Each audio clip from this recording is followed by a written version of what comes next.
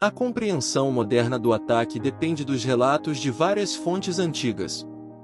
Cada versão termina da mesma maneira, com César morto e o futuro de Roma incerto, mas eles diferem ligeiramente em suas perspectivas e análises. Plutarco, por exemplo, diz que o governante revidou quando atacado. César, cercado por todos os lados, seja qual for a maneira como ele se virou, confrontando golpes de armas apontadas para seu rosto e olhos, conduzidos para lá e para cá como uma besta selvagem, estava preso nas mãos de todos. Todos tinham que participar do sacrifício e do gosto do assassinato. Acompanhe-nos enquanto mergulhamos nos detalhes desse evento que ecoa por séculos e que moldou o curso da civilização. Vamos descobrir os motivos por trás desse ato audacioso, e as consequências que ele trouxe para o Império Romano. Viaje no tempo com a gente e explore o intrigante assassinato de Júlio César.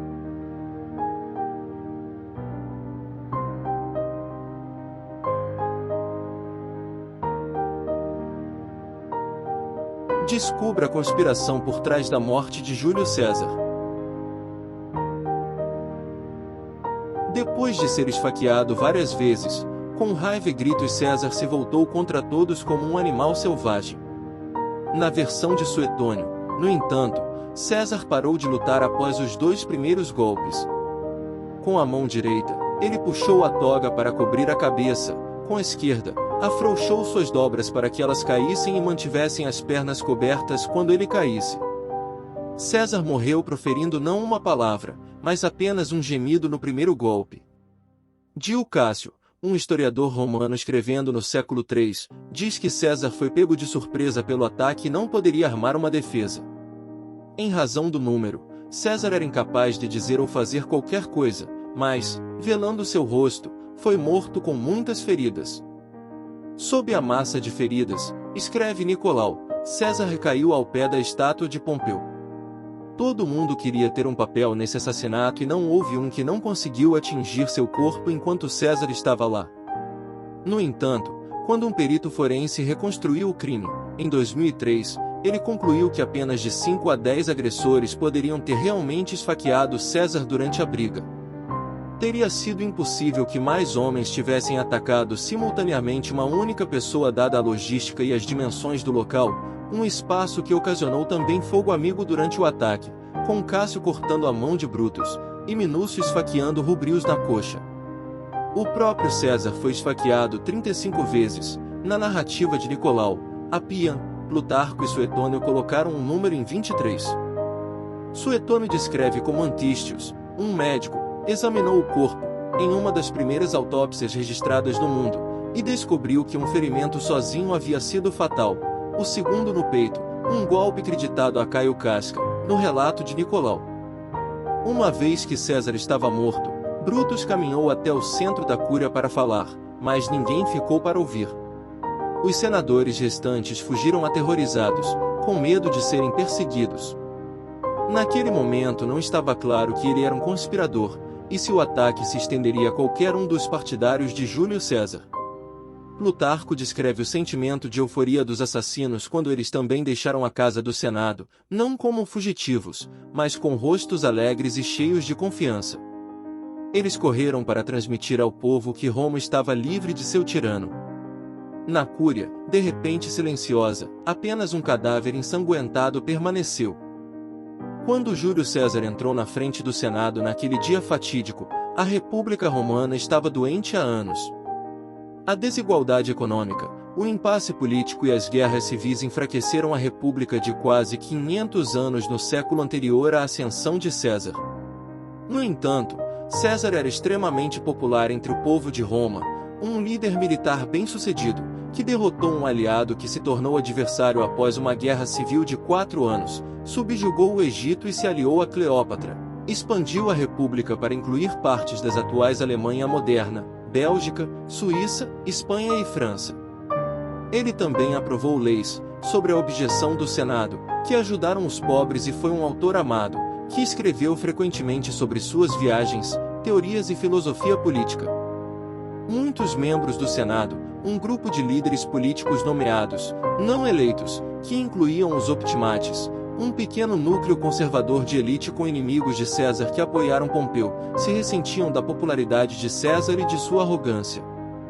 Como eles viram, o reinado cada vez mais autocrático de César ameaçou a república. Ele frequentemente ignorava o Senado na decisão de assuntos importantes, controlava o tesouro e comprava a lealdade pessoal do exército, comprometendo-se a dar aos soldados aposentados terras públicas como propriedade. Ele carimbou sua imagem em moedas, reservou o direito de aceitar ou rejeitar resultados eleitorais para magistrados e outros cargos inferiores, e talvez o pior de tudo, havia rumores de estar pronto para se declarar rei.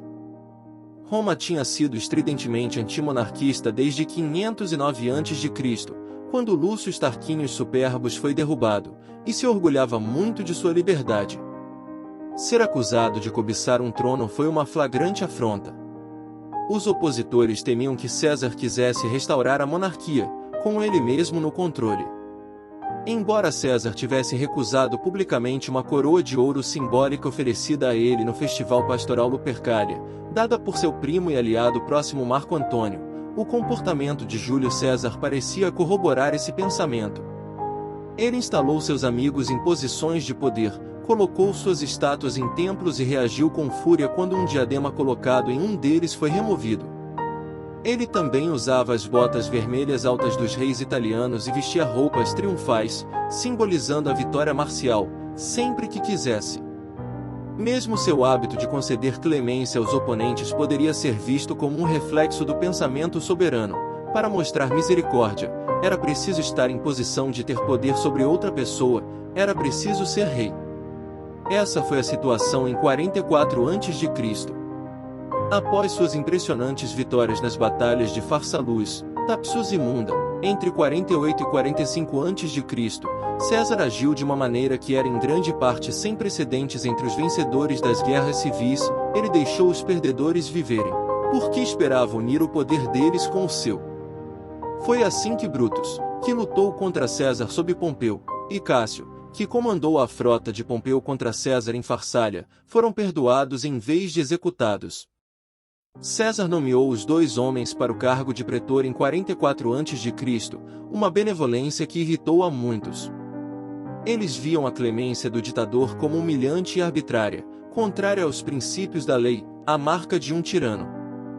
Uma vez que César se tornou ditador para a vida, cargo que colocou o máximo de poderes civis e militares em suas mãos, a carreira política de cada romano ficou com ele. Foi uma amarga afronta aos optimates, que tinham sido perdoados por César, mas agora se encontravam dependentes de seus caprichos. Esses oficiais decidiram dar o golpe final contra o poder de César. Todos os assassinos dos idos de março pertenciam ao círculo íntimo de Júlio César, inimigos que ele havia perdoado e amigos que havia promovido. O que uniu esses libertadores foi o medo de que a concentração do poder absoluto em um único homem ameaçasse as instituições democráticas da República. Para ganhar apoio para sua trama, os conspiradores inventaram histórias sobre a arrogância e o desejo de poder de César.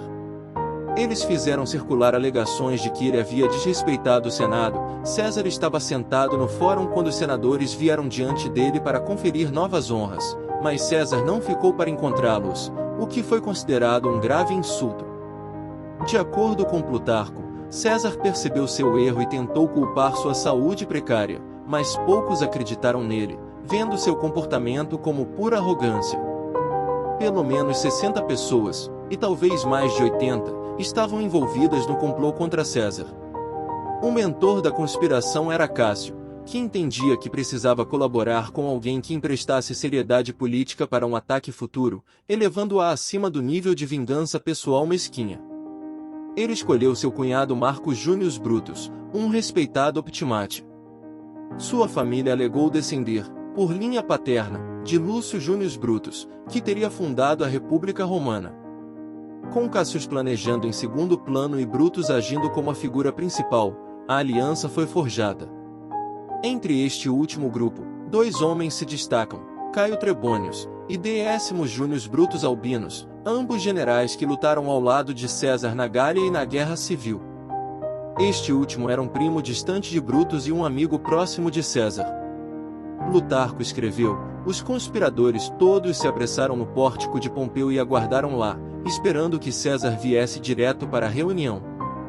Como era proibido portar armas no Senado, a adaga de Brutus estava escondida sob seu roupão.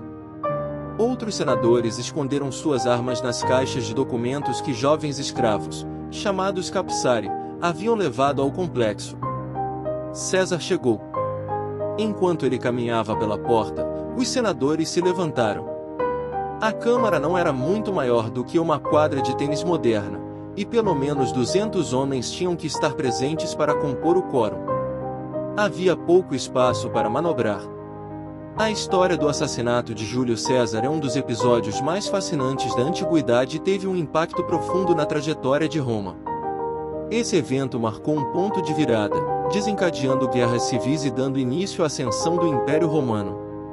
A trama, os conspiradores e a morte de César continuam a intrigar e fascinar as mentes curiosas por centenas de anos. Se você gostou deste mergulho na antiguidade e deseja continuar explorando os caminhos da história, inscreva-se no nosso canal. Estamos comprometidos em trazer conteúdo envolvente e informativo sobre os momentos cruciais que moldaram a civilização, desde os eventos mais antigos até os capítulos mais recentes da história. Além disso, se você apreciou o conteúdo e deseja contribuir para o nosso trabalho, a chave Pix estará disponível na tela. Sua generosidade nos ajuda a continuar pesquisando, criando e compartilhando histórias que educam e inspiram. Junte-se a nós nesta jornada através do tempo e da história.